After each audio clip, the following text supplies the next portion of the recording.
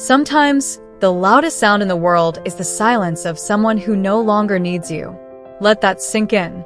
We've all been sold the same comforting illusion that the moment you walk away, people instantly start to regret it, that absence alone is enough to spark longing. But that's not reality. Regret doesn't come on command. Missing someone isn't instant.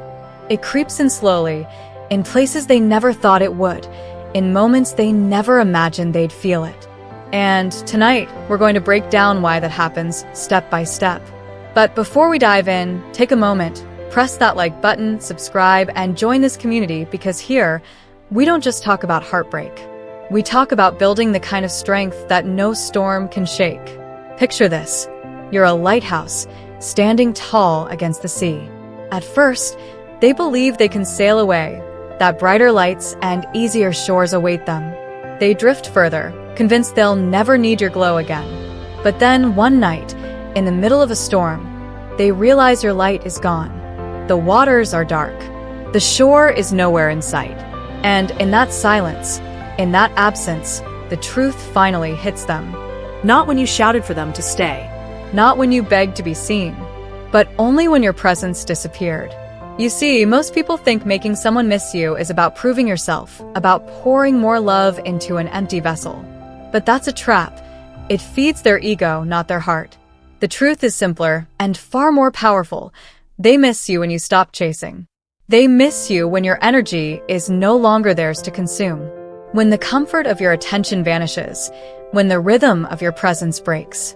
That's when absence speaks louder than words. And this isn't about revenge. Marcus Aurelius said it best. The best revenge is not to be like your enemy. In this case, the best revenge is peace. Peace terrifies those who thrive on chaos. Imagine it. You've walked out of the ring, gloves off, no longer fighting. They're still swinging at shadows, waiting for you to strike back. But you never do. That's when they realize they were never winning. They were only fighting themselves. Here's the beauty in all this. You're not withdrawing to punish them. You're not playing games. You're building yourself. You're discovering a quiet kind of confidence that doesn't beg for attention, that doesn't depend on permission to exist. You're learning the most important truth of all, that love without respect isn't love, and that your worth is never defined by being someone else's option. So, as we go forward, remember this. Your goal is not to make them miss you. Your goal is to never miss yourself again. That's the victory. That's when you become untouchable. Write it in the comments. I choose peace over everything. And if you're ready to claim your worth, hit that like button, subscribe, and stay with me, because what's coming next will open your eyes in ways you never expected. 1. When ego meets silence. Ego is the mask of fear. It speaks loudest when the heart is most afraid. My friends, this is where it gets real. People expect conflict, not calm. They expect you to argue, not disappear. They think if they push you away, you'll run after them, arms wide, trying to prove your worth. But when they meet your silence, your steady, unshaken, unbothered stillness, it's like throwing a punch into the air. There's no resistance, no sound, no fuel for their fire, and suddenly the game they thought they were winning feels empty. Picture this. You're at a chessboard, and they've been playing with this smug confidence, convinced they're 5 moves ahead. They're ready for you to make the predictable move they've already prepared for, but you don't move at all. You simply stand, push your chair back, and walk away from the table. They're left sitting there, staring at the pieces, wondering what just happened. It's not just confusing, it's unsettling, because now they're not in control of the game anymore. The board is irrelevant without you. They start asking themselves questions they didn't expect to ask. Why aren't you reacting?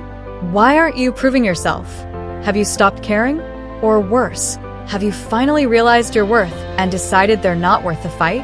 This is when the cracks start forming, not because you attacked them, but because you stopped defending yourself against someone who never should have been attacking you in the first place. Here's the lie they believed, that they could control the narrative, that if they acted like they didn't care, you would care more, that if they pulled away, you'd chase harder, that your ego was as fragile as theirs. And for a while, maybe they were right. Maybe you did respond. Maybe you did try to fix things. Maybe you poured your energy into proving you were worth staying for. But now your silence is the mirror they can't avoid, and mirrors are dangerous things when the ego is involved, because the ego doesn't want to see truth, it wants to see power, it wants to see control. But your silence reflects something different. Freedom. It shows them they never actually had as much power over you as they thought. That realization is heavy, my friends. It sits in their chest like a stone. You have to understand why this is so hard for them to process. For someone whose identity thrives on control, silence isn't just absence, it's exposure. Without your reactions, without your energy feeding them, they're left with themselves. And if they've been using you as a distraction from their own emptiness, that emptiness is now unavoidable. It's like they've been living in a noisy room for years, and suddenly all the sound is gone. At first, the silence feels strange but manageable. Then, as the minutes stretch, they start to hear something they've been avoiding all along. Their own thoughts, their own doubts, their own fears. That's the thing about silence. It's not empty. It's full of truth, full of weight, full of the things they can't drown out anymore. And here's where you rise above the old pattern. You don't break your silence to soothe them. You don't step back into the game to make them comfortable. You stay in your lane, grounded, steady, because silence isn't about punishing them, it's about protecting you. It's the boundary that says, I will not fight for a place I should never have to fight for. It won't be easy. There will be moments you'll want to break it, to check if they've noticed, to see if they care. But remember this, silence only works when it's complete. A single crack, a single just checking in, and you hand the power right back. Your silence is the proof that you're no longer living for their attention, that you've stepped out of their approval cycle, that you've chosen peace over performance. Marcus Aurelius once wrote, "You have power over your mind, not outside events." Realize this, and you will find strength. Your silence is that strength in action.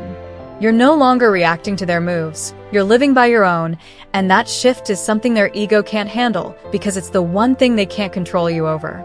Over time, they'll start to feel the weight of it in unexpected ways. A song that reminds them of you. A joke they can't share because you're not there to laugh. A post they thought you'd react to but you don't. These small, quiet moments add up, and soon your absence isn't just a gap, it's a presence in itself. It's the kind of presence that lingers because it's not tied to drama, anger, or pettiness. It's tied to self-respect, and self-respect is magnetic in a way ego will never understand. My friends, never forget this. Silence is not weakness. It's not running away. It's choosing not to stand in a place where you're only seen when you're loud. It's letting your absence speak where your words used to beg. And the beauty is, you're not even doing it to make them miss you. You're doing it so you can finally hear yourself again. So if you're in this moment right now, if you're holding your silence and wondering if it matters, trust me, it matters more than you can see today, because silence plants seeds in the mind, and over time those seeds grow into the questions they can't stop asking themselves. And when their ego finally loses the battle to their own thoughts, that's when they'll start to miss you for real. Write this in the comments. My silence is my power. Show them, show yourself, show the world around you that you don't need to fight for what's already yours. 2. When the thrill of attention turns hollow. The applause of the crowd means nothing when you know they'd cheer for anyone standing in your place. My friends, let's be real. When they first walk away, they feel powerful. They feel free. They step into the world with a smile that says, I'm fine, I don't need them. Look at me. And the world responds. Messages flood their inbox, compliments pour in. They post a picture, and likes light up their phone like a slot machine. Strangers look at them with interest. Old flames circle back. It feels like proof that they made the right choice, proof that they're still wanted, proof that they can replace you anytime they want. In those early days, it's intoxicating. It's like eating cotton candy. Sweet, colorful, exciting, but melts to nothing the moment you actually taste it. They convince themselves that this is fulfillment, that these comments, these smiles, these you look great messages are feeding them, and for a while it works. They ride the wave of attention like a surfer on a summer day, thinking the ocean will always stay calm, that the tide will always lift them higher. But here's the thing about attention. It's loud, but it's not deep, and loud without depth always fades. At first, they don't notice. They're still high on the novelty of it all. But slowly, so slowly, they don't even realize it. It starts to lose its taste. The conversations feel predictable. The compliments sound recycled. People laugh at their jokes without really listening. The eyes looking at them are admiring the surface, but not touching the soul. And whether they admit it or not, that reality starts to gnaw at them.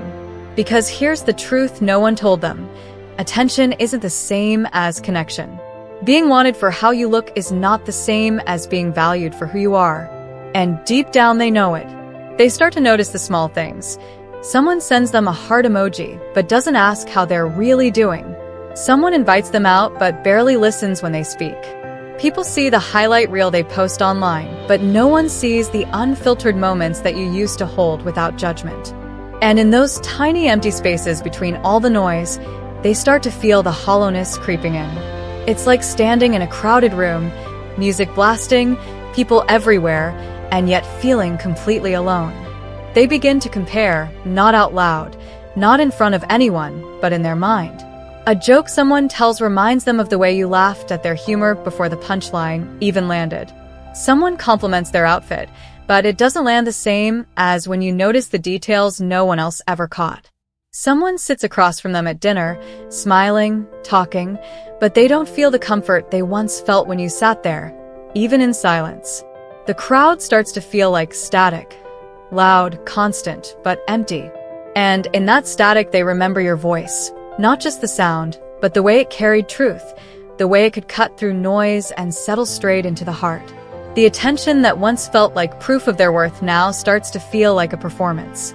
They smile for the camera, laugh at the right moments, post the right captions, but inside, they're just going through the motions. Because here's the cruel trick of ego-driven attention.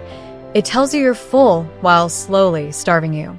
The truth is, attention is cheap when it's given to anyone, and they start to see that. They start to realize that what they traded for this constant noise was the rare, quiet, unshakable kind of connection that doesn't need to be broadcast to be real. They thought leaving you meant leveling up, that replacing you meant winning, but over time, the reality hits them. Connection like that doesn't come around often, and you can't recreate it by collecting more likes, more followers, more admirers. Because those people don't know the way they overthink before bed. They don't know the sarcasm they use to hide their vulnerability. They don't know the little details, the ones you carried like treasures without ever being told. This realization doesn't hit like lightning. It creeps in like a shadow, growing longer and darker every day. They'll be out with friends, laughing, dancing, living the good life, and suddenly, in a moment they can't predict, they feel it. That quiet ache that whispers, "This isn't the same." They'll try to ignore it. They'll distract themselves, throw themselves deeper into the noise, post more, smile wider. But late at night, when the phone stops buzzing and the room is still, the silence will start to pull those thoughts to the surface. And once they start comparing, they can't uncompare. Once they start noticing the difference between attention and connection, every new encounter will feel a little more hollow than the last. The tragedy is that they won't admit it. Not to you, not to their friends, maybe not even to themselves. Pride won't let them. But inside, they know the more they chase surface-level validation, the more they feel the weight of what they lost. And here's where you come in, not by stepping back into their world, but by staying exactly where you are, because the worst thing they can experience is realizing that while they've been drowning in shallow waters, you've been swimming in your own deep ocean, building something real with yourself. You're not watching their performance anymore. You're not clapping from the crowd. You've left the theater entirely, and that, my friends, is when the show starts to feel meaningless for them, because the person they actually wanted to impress isn't even watching.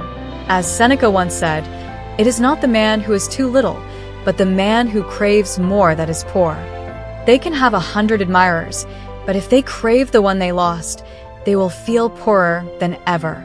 So when they're standing there, surrounded by faces, hearing laughter, seeing notifications light up their screen, but feeling absolutely nothing, that's when the regret begins. That's when the truth starts to pierce through the glitter, and that's when they realize all the attention in the world means nothing if it doesn't come from the one person who truly saw them. Write this in the comments. Connection over attention, always. Show them, show yourself, show the world around you that your worth was never in the noise. It was always in the depth. 3. When the memories start competing with reality. The past doesn't knock. It walks right in when the present feels empty. My friends, here's the part no one warns them about. They think they've moved on. They convince themselves they're living in the moment, free from the weight of what was. They pack their days with new people, new conversations, new places. They keep their calendar full, their nights loud, their mornings rushed. They believe that if they just stay busy enough, the past will fade into the background like an old song they've forgotten the words to. But memory doesn't play by those rules. Memory doesn't care how many new faces they see or how many new experiences they chase. Memory works in shadows. It doesn't arrive politely. It ambushes. At first, the new life feels exciting. There's novelty in it, and novelty can be intoxicating. They meet someone new, they laugh at different jokes, they explore places they never went with you, and for a short time they believe, this is it, this is what moving on feels like. But then it happens, a small, unassuming trigger that knocks the wind right out of them. Maybe they hear a song they once played with you in the car on a rainy night. Maybe they walk past a street corner where you once waited for them, smiling like you couldn't wait another second to see them. Maybe it's the smell of a certain coffee, the sound of a certain laugh, or even just the way the light falls at sunset that takes them back without warning. In that moment, the new life they've been building doesn't feel quite so bright. It feels thin, fragile, like a painting that looks good from far away, but starts to blur when you get too close. And without meaning to, they start comparing. They're sitting across from someone who, on paper, is everything they should want. They're attractive, interesting, maybe even more compatible than you in certain ways. But as they talk, something feels off.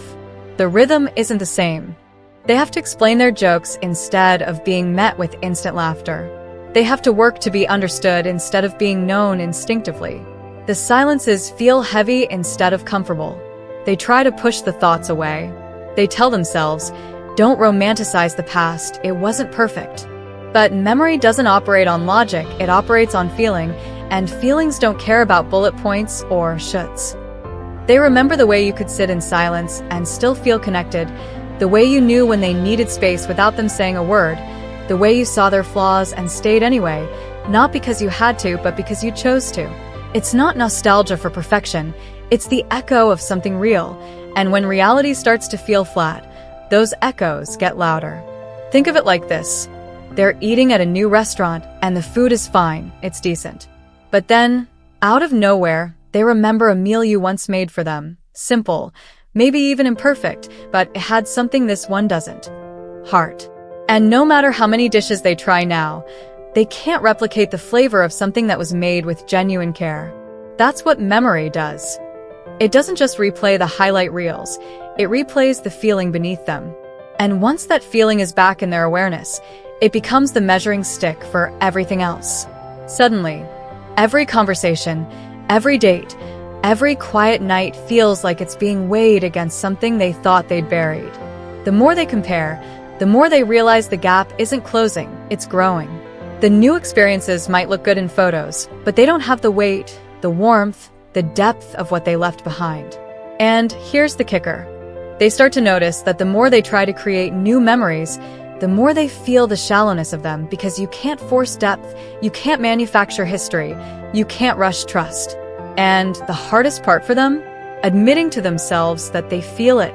Pride is a stubborn thing. It won't let them say, I miss you, or I made a mistake.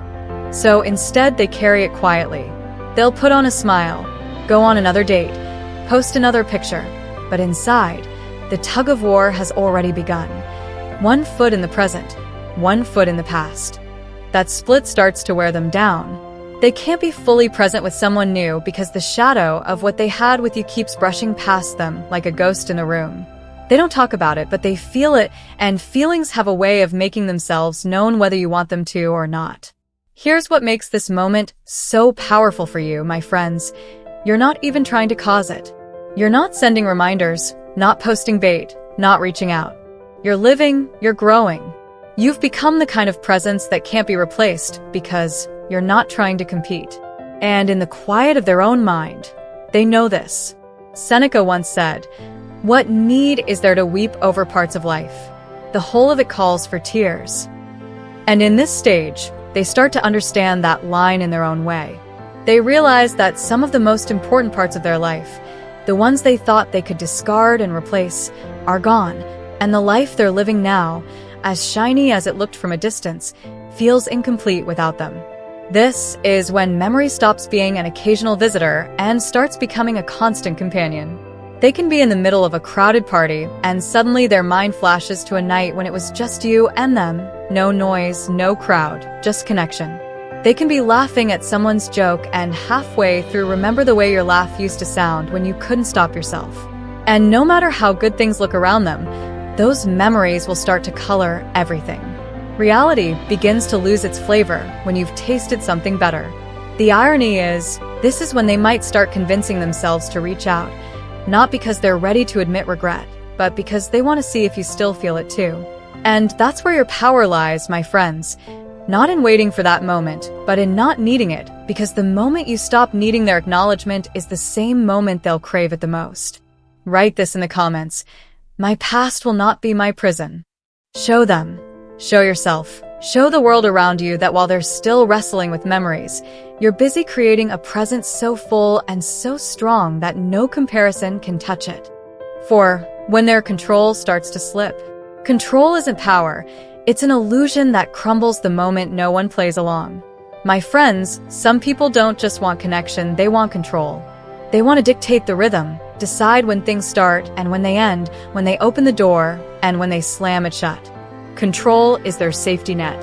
It convinces them they're untouchable, that they'll never be caught off guard, that they'll always have the upper hand. And for a while, they believe it. When they walked away or pushed you back, they thought they were steering the ship. They imagined you stranded in their wake, waiting for them to turn around. They told themselves, if I just keep my distance, they'll break first. They'll come crawling back. That belief fed their ego like a steady drip of fuel. But here's the flaw in that thinking.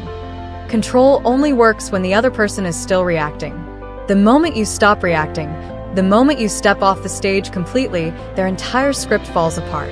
At first they think your silence is a tactic. They think you're just pausing to make them nervous before coming back. So they wait, they watch, they post something carefully designed to poke at you, maybe a photo, a quote, a subtle jab. They expect you to bite, but you don't. Then they try again in more indirect ways. They might mention you to mutual friends, just to see if the words make their way back. They might drop hints online, test the waters without getting their hands wet. Still nothing. And that's when a strange new feeling starts to creep in. Uncertainty. The attention they used to get from you is gone. The reassurance that you'd always be there waiting in the wings has vanished, and without that, their sense of control begins to wobble. It's like they've been walking a tightrope with a safety net, and suddenly the net is gone. This is where the unraveling begins. They start checking your social media, not once in a while, but regularly. They start noticing things they didn't before. The way you look more at peace, the way you're posting without subtext, the way you seem to be moving forward without looking back. And that is a dangerous sight for their ego to see, because control, my friends, thrives on the idea that you need them, even if you don't admit it. When they realize you're not chasing, not asking questions, not trying to get back in their orbit, they're faced with a reality they weren't ready for. You were always free to walk away, and now you have. It's like they're holding sand in their hands. At first it feels secure, but the more they grip it, the more it slips through their fingers, and no matter how much they try to tighten their grasp, the sand keeps falling. You have to understand, this loss of control doesn't just bother them. It threatens their identity. If they've built their sense of worth on being the one in charge, then losing that role feels like losing themselves. And people will go to great lengths to avoid facing that truth. So they might act out. They might send cold messages just to gauge your temperature. They might suddenly show bursts of interest followed by withdrawal.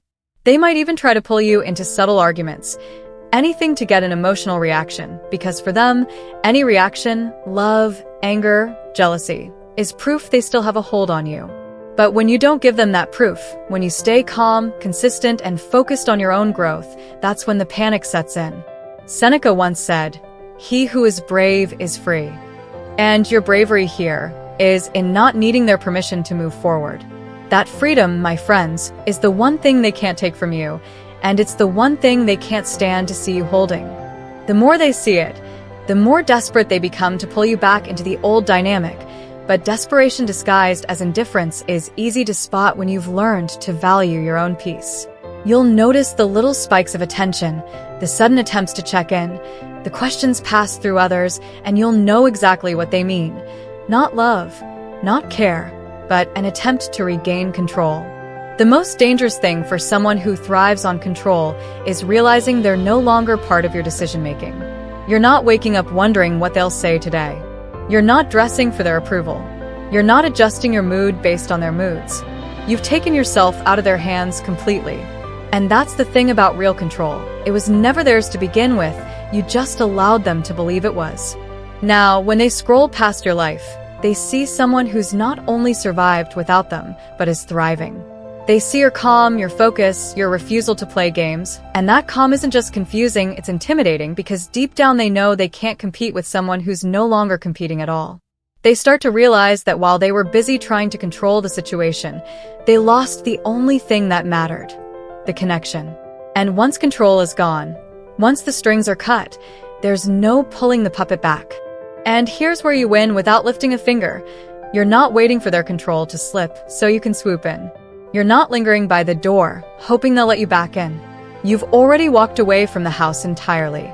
You've chosen your own space, your own rhythm, your own peace. That, my friends, is when their control doesn't just slip, it shatters, because now they're left with the truth. They weren't steering the ship, they were just trying to hold on to someone who decided to swim for themselves. Write this in the comments. I choose my freedom. Show them, show yourself, show the world that the only control worth having is over your own mind. 5. When you detach without revenge. Nothing unsettles the guilty more than the grace of the one they wronged. My friends, most people are ready for war. They are prepared for a fight.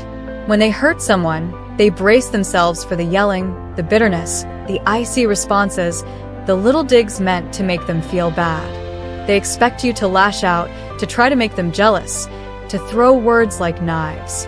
They've seen it before, maybe even done it themselves, and in their mind, that's how things always go.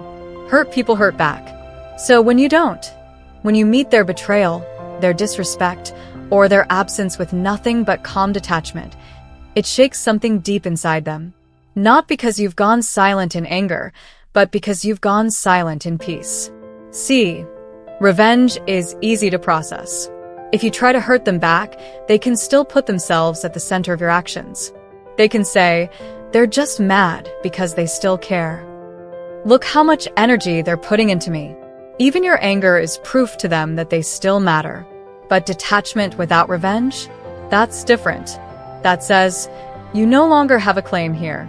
My life no longer revolves around you. I'm not playing this game, not because I'm losing, but because I don't want to play. And that is far more powerful than any angry outburst. Imagine a stage where two actors have been performing the same heated scene for months. You know the one. Accusations, comebacks, raised voices, endless back and forth. They've memorized their lines. They're ready for the next cue. But instead of delivering your next line, you set down your script and walk off the stage entirely. The lights are still on. They're still standing there waiting for you to say something, but you're gone. That's what detachment without revenge feels like. They expected you to match their chaos, to prove your worth through confrontation, to scramble to fix what they broke. Instead, you turned inward. You poured your energy into yourself. You didn't need to announce your absence. You simply became absent. And that silence holds more weight than any speech you could have delivered. What unsettles them most is that your detachment isn't fake. It's not an act to get a reaction. You're not posting indirect quotes aimed at them. You're not creating scenes in public or trying to make them jealous. You're not even moving on with a performance to show how over it you are. You're just living, and living well. There's a saying, if you want to see someone's true character, Watch how they react when they realize they've lost control over you. This is that moment. Because when they see that you've detached without bitterness, they can no longer use the story that you're just mad to protect their ego. They're forced to face the possibility that you've genuinely accepted the loss and that you're actually better for it. And here's the part that cuts them deepest. They realize your strength was never in how much you fought to keep them. Your strength was in how gracefully you let them go. You didn't collapse when they left. You didn't crumble under the weight of their rejection. You stood still, steady, and silent. And in doing so, you proved something they weren't ready to see. You never needed them to define your worth. Revenge fades, anger burns out, but indifference, real, grounded, unshakable indifference, lingers. It's the kind of thing they can't out-argue, can't twist into something else, can't use to make themselves feel powerful again. It just sits there in their mind as a constant reminder that they are no longer a part of your world. They might tell themselves you're faking it, that you're secretly watching their every move, waiting for the right moment to strike, that you're just pretending to be at peace. But every day that passes without a crack in your calm chips away at that belief, because sooner or later they see it's not an act, it's who you've become, and that's what truly terrifies them. Marcus Aurelius wrote, "The best revenge is not to be like your enemy." You've taken that to heart. You're not matching their pettiness with your own. You're not living to prove them wrong. You're simply living in a way that makes their drama irrelevant. And in a world where so many people measure their worth by the chaos they can create, your peace is a mirror that shows them everything they failed to be. They start noticing the absence in ways they didn't expect. The absence of your voice when they try to stir conflict, the absence of your name in conversations, the absence of your presence in their audience. And that absence becomes heavier than any insult you could have thrown at them. This is the kind of loss they can't spin into a win, because they can't claim victory over someone who didn't even try to fight. They can't claim control over someone who walked away without a word. They can't feel powerful over someone whose life has moved on without looking back. And here's where you must be careful. This is the moment they're most likely to test you. They may try to provoke you, to pull you back into the old game. They may send you messages with just enough emotion to spark a reply. They may float back into your orbit pretending they just want to check in. But understand this. None of that is about love. It's about re-establishing the control they lost. Your power lies in staying the course, in remembering that detachment without revenge isn't a performance for them. It's a promise to yourself. It's a commitment to live free from the push and pull of someone else's ego. And when they finally realize that you're not coming back, that your life is moving forward without them, that their name no longer carries weight in your decisions, that's when the reality hits them hardest. Not because they lost someone who hated them, but because they lost someone who let them go with grace. Write this in the comments. My peace is my answer. Show them, show yourself, show the world that you don't need revenge to win. 6. When life calms down and reflection kicks in. It's not the storm that breaks you. It's the silence after, when there's nothing left to distract you from yourself. My friends, this is the moment they never saw coming. In the beginning, life after you feels like a rush. They fill every hour, every space with something: people, noise, distractions, movement. They keep the music loud, the nights long, the calendar packed. It's not an accident, it's survival. Because if they keep running, they don't have to feel. If they keep talking, they don't have to hear their own thoughts. If they keep chasing, they don't have to notice the emptiness. But life doesn't stay loud forever. Crowds thin, notifications slow, parties start feeling repetitive. The people who once made them feel important stop calling as often. That constant high from attention, it fades. And suddenly the busy chaos they used to rely on to drown out the truth is gone. Now, for the first time in a long time, it's just them and their thoughts, and stillness, my friends, is a dangerous place for someone who's been running from the truth. At first, it's just little moments, sitting alone at night and realizing the phone hasn't buzzed in hours, watching the light fade from the window and feeling that quiet ache they can't name. A song comes on, a song they haven't heard since you were in their life, and, without warning, their chest tightens. A familiar smell drifts through the air, pulling them into a memory they didn't invite. They'll try to shake it off, tell themselves it's just nostalgia, just random, just a trick of the mind. But here's the thing about reflection. It doesn't ask for permission. It arrives quietly, sits down across from you, and starts putting pieces on the table you thought you'd thrown away. The images come back in flashes. You laughing at something ridiculous, the way you looked at them when they weren't paying attention, the little kindnesses you gave without being asked, the patience you showed when they were cold, the times you gave them every reason to doubt you, and they never could. And then the real weight starts to settle, not as a sharp stab, but as a slow, heavy pull. They start realizing that the moments they dismissed, the gestures they overlooked, the loyalty they took for granted, were rare. Not the kind of rare you can scroll through an app to find again, the kind of rare you lose once, and then measure everyone else against without even realizing it. It's in this stillness that the truth gets louder. Not the version of the story they told themselves or others, not the justifications they clung to, but the truth that you weren't the one who failed them, that you gave them something genuine before they were ready to receive it, that they didn't walk away because you weren't enough, they walked away because they didn't know how to hold something real. And here's the cruel irony. Time doesn't soften this realization, it sharpens it. Because the further they get from you, the more they see that your presence wasn't common, that the way you made them feel wasn't standard, that the connection they had with you doesn't appear just because they are ready for it now. They'll remember the moments you would have shown up without question, the way you understood them without them having to explain, the comfort you brought without making a scene about it. And in that quiet reflection, they'll start to understand. They didn't just lose a person, they lost the version of themselves that only existed when they were with you. It's not regret at first. Regret would require them to face the full scope of their choice, and pride won't let them do that just yet. It's recognition, that subtle, haunting awareness that something is missing and they know exactly what it is. Stillness has a way of stripping away all the illusions, all the I'm fine performances, all the distractions they swore were happiness. And when all that's left is them, the silence becomes a mirror, and that mirror doesn't lie.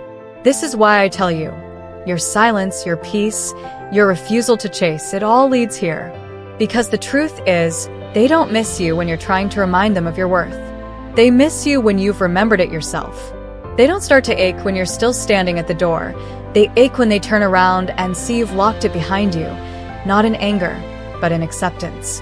And here's the part that should motivate you most. You're not waiting for this moment. You're not hanging your happiness on their realization. You've already built a life they can't step back into. You've filled your space with your own growth, your own joy, your own peace. So, when this reflection finally catches up to them, it won't be an invitation back. It will be a reminder that they can't return to a version of you that no longer exists.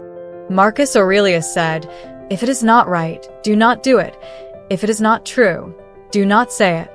You've been living by that without even realizing it.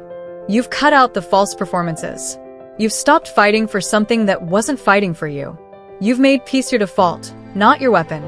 And that's why when they finally face the truth, it will hit harder than any revenge ever could, because they'll see it all at once. The love they had, the safety they felt, the understanding they'll never find again. And they'll see you, not bitter, not broken, but brighter than before. That image will live in their mind far longer than anger ever would. So, my friends, if you find yourself in this stage right now, if you've reached the calm, if life has quieted, if you're wondering whether they're feeling it too, trust me, they will. Not when you push, not when you beg, not when you perform, but when you disappear into your own peace, so completely that they have no choice but to notice the space you once filled. Write this in the comments. I choose peace over pain. Show them, show yourself, show the world that your power isn't in making them miss you. It's in making sure you never lose yourself again. 7. When they finally start missing you for real, they don't miss you when you're there. They miss you when they finally realize they can't get back to who you were. My friends, here's the truth that most people don't want to hear. Missing you for real doesn't happen when you're chasing them, when you're checking in, or when you're trying to prove your worth. That kind of missing is shallow, temporary. It's about ego, not heart. Real missing, the kind that settles in their bones, the kind they can't shake even when they try, only begins when you stop giving them the thing they always thought they could come back to. It starts quietly at first. They tell themselves they're fine without you. They believe the story they created, that you were the one who lost, that they walked away on top. And for a while, that story works because it protects their pride. But then, over time, the cracks appear, and those cracks are made up of every moment they expected you to show up and you didn't. Every post they thought you'd react to and you stayed silent. Every situation where they thought you'd fight for them and you chose peace instead. It's like living in a house they visited 1,000 times, knowing the door is always unlocked, only to show up one day and find it not just locked, but gone. The house isn't there anymore. The street has changed.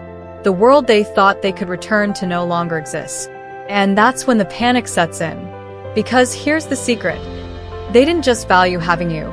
They valued knowing you were there, even if they didn't admit it. Your presence was a safety net. Your care was their insurance policy.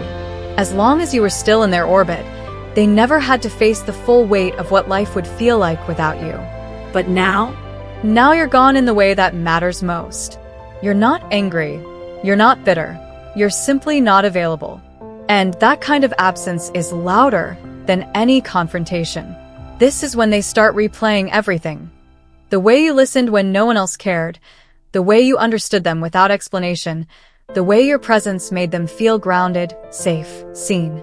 They start remembering details they never noticed before, the little things you did without fanfare, the ways you showed love without keeping score. And every one of those memories comes with a sharp sting of realization. They can't get that back. The ego hates the stage because it has no defense against it. In the past, if they missed you, they could reach out and reignite the connection. They could pull you back with a few well-placed words or gestures. But now you're no longer playing that role. You're no longer reachable in the same way, not because you're hiding, but because you've outgrown the version of yourself that needed to be reached. And this is the shift, my friends. This is the exact moment the missing turns real, when they understand that you didn't just walk away from them, you walked toward yourself. You rebuilt. You filled your life with things that make you whole without them. You became someone who doesn't just survive without them, you thrive. It's important to understand that this isn't about punishment. You're not doing this to make them ache. You're doing this because you've learned the most valuable lesson anyone can learn after losing someone. Your worth is not proven by how hard you fight to stay in someone else's life. Your worth is proven by how deeply you choose to honor your own. They will try to rationalize it. They'll tell themselves you must be pretending. They'll convince themselves you're still watching, still waiting, still hoping. But every time they test it and find nothing, no reaction, no signal, no opening, that illusion fades a little more. And what replaces it is the truth they've been avoiding. They didn't think they could lose you for good. Now they know they have. Here's the irony. They will feel this most when something in their current life goes wrong, when the people they leaned on don't show up, when the attention fades, when the excitement of new connections dulls into routine. That's when the memory of you will hit hardest, not because you were perfect, but because you were real. And real doesn't leave a person easily. It's like a scent they can't wash out of their clothes, a song they can't get out of their head, a landmark in their mind they keep coming back to. The missing won't be constant. It will come in waves, but when those waves hit, they'll crash hard, because each one will remind them of something irreplaceable. And that's the point. You've become irreplaceable, not by clinging to them, but by letting go. You've turned your absence into a presence so powerful that it follows them into every room, every conversation, every quiet moment. You've made your peace your statement. Seneca said, "He who is brave is free." And that's exactly what you've done. You've freed yourself from the fear of losing them. You've freed yourself from the need to be chosen. And in that freedom, you've become someone they can't forget because they'll never meet another you. This, my friends, is the final stage. This is when they start missing you for real. Not when you're still in their shadow, not when you're still halfway in their life, but when you've stepped into your own light so completely that they can only see you from a distance, and that distance is the one thing they'll never be able to close again. So if you're wondering whether they'll ever get it, whether they'll ever feel the weight of what they lost, understand this. They will. Not because you forced it, but because the truth has a way of catching up. And when it does, they'll remember not the fights, not the endings, but the way it felt when you were theirs. And that feeling will haunt them in ways they'll never admit out loud. Write this in the comments.